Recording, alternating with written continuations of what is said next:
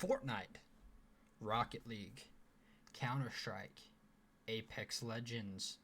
What do all of these have in common? All of these have in common is huge competitive and player-based backgrounds that will lead to esports organization involvement in these games. Esports organization involvement can be an amazing thing for a game in any regards. And how is that possible? Why do people look down on esports? Why are esports a thing that is looked down upon in today's society when everything else is getting accepted?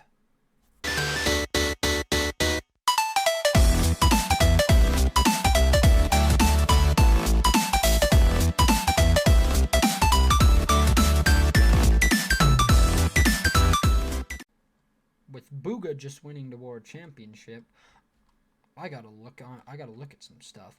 Making $3 million, bro. I gotta look at this. How to download Fortnite. How to play Fortnite. Now, with this being said, not everybody has the opportunity to play Fortnite or play any video games and make a living off it, such as Booga. Booga will be our first topic of reference now. Booga, or his real name, Kyer Grisdorf, is a 16-year-old from the United States. He recently won the Fortnite World Cup about 2 weeks ago. He is on the team Sentinels, and he made an approximate earnings of over $3 million playing a game. With this being said, place 1 through 4th on Fortnite, as you will see on screen, have made over $1 million playing this game. Now, in all honesty, how is this possible? This is possible because of viewership, endorsements, sponsorships, organizations. How is all this possible? Well, viewership leads to ad revenue. Ad revenue leads to the money, which leads to sponsorships, which leads to organizations getting involved. It's a big connected circle, not a linear line. This big, huge connected circle means that the supply and demand of this will outweigh other things. Now, let me bring up a statistic that I actually looked up. The 2018 Wimbledon Championships, that's tennis for you guys who don't know that, brought in a combined between the men and women only 5.5 million views. With the Fortnite World Cup being about 2 to 3 weeks ago, each video, the first video brought in about 9 million views, with the second one being about 8 million views, and the third day being 13 million views.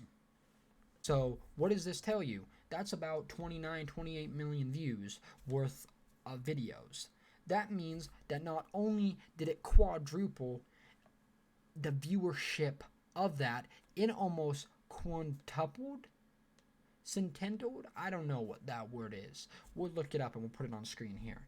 But it almost 6 times the viewership of the Wimbledon World Championship. Now, why is this important? This is important because people may ask, well, why don't firefighters or police officers or military make this much money?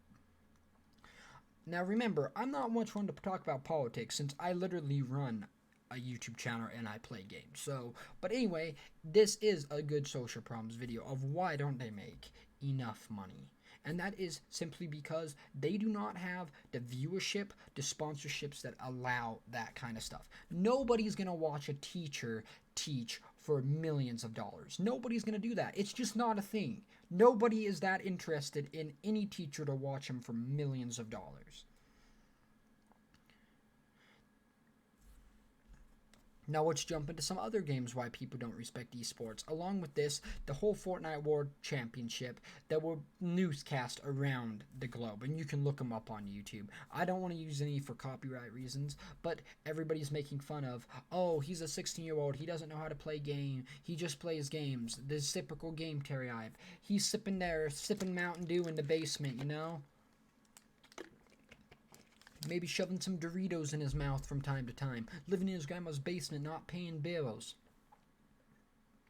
Okay, that's great, because now that it's 2019 and we're accepting all sorts of other political views, we can't accept gamers and what they do. Makes sense, bro. Really makes sense.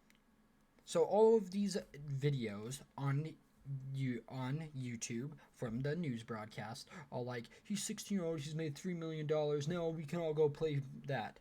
The thing is that I want to bring up is the skill gap. These players are absolutely insane. From any casual player, they are insane. Let's bring up some statistics here about Booga.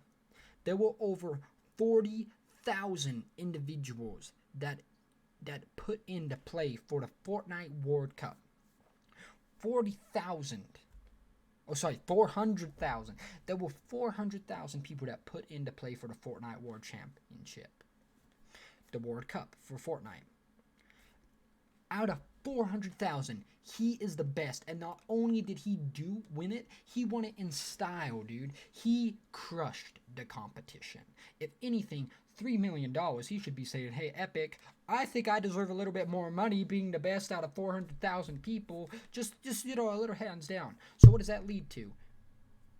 That leads to skill.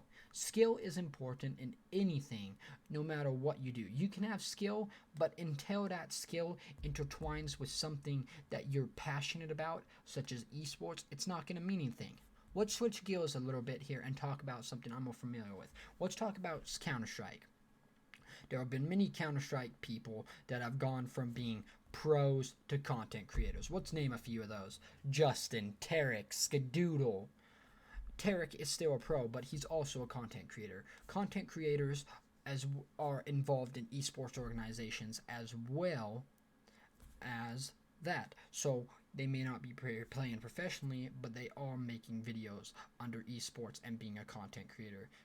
Content creation is not an easy job. It is a very time demanding, since you have to have a script, you have to have everything planned, you have to edit the video, you have to film the video, you have to make sure everything's right in the video, you have to do the sound and the audio differently. Nobody understands content creation until you actually do content creation. And I'm not talking about a casual YouTube channel that has 200 subs that's making a video every month for some beauty boutique stuff. I'm talking hardcore content creation 3-4 times a week, averaging a few thousand views at least. Not only that, I want to focus on something over here. For Team Liquid in Counter-Strike, one of the players I want to focus on is Twist. He is a Canadian player that quit school to play Counter-Strike because his home life wasn't great. Was that the right opportunity? I'm not here to discuss that. I'm here to discuss that he has won 3 majors since then and has made over $1.5 million in prize money. As well as he's getting a regular salary from esports organizations. So that's literally having a job when you're grinding, playing with coaches, whatever. Make fun of it all you want. It is a hard thing to do. Let's switch over to something that I am passionate about. Let's switch over to Rocket League. The skill gap between Season 1 to Season 8. You can watch a video that I'll link in the description below that will show you the evolution of Rocket League from Season 1 to Season 8 of RCS. Well, sorry, Season 1 to Season 7 of the RCS. As well as, let's talk about something else. There were content creators such as Lethamir, who used to be a pro player for Ghost Gaming, 100k subscribers, averaging 20,000 views a video. There are content creators such as the great Squishy Muffins, as well as all of the ESPN with Fireburner, Justin, Squishy, all making headlines on ESPN for esports. There's also been another org that has coming in, FC Barcelona. No, I'm not talking about the FC Barcelona, the Messi soccer team. I'm talking about the FC Barcelona Rocket League team. Bluey, Devo, Ronicky. These three since Barcelona has realized how big of an event esports is, they have made it so that they attend about 2 to 3 events per month to gain more popularity for their esports. And this is the growing trend in the world. The viewership leads to the money, which leads to the sponsorships, which leads to the organizations, which in turn leads to dollar bills, yo, flying at your face from everywhere, all around. The whole point is esports is a growing trend that should be respected behind everything. Why is it so important? Because we accept millions of other things, dude. We accept all of the different political views right now, all of the different social views with the different genders and everything. Esports is simply just a different way of making money that may not be the normal 8 to 5 job, office job. But you know what? If you love something and it's fun doing, why not make it your job? Why look down on these kids for doing something they love? Do you love your job?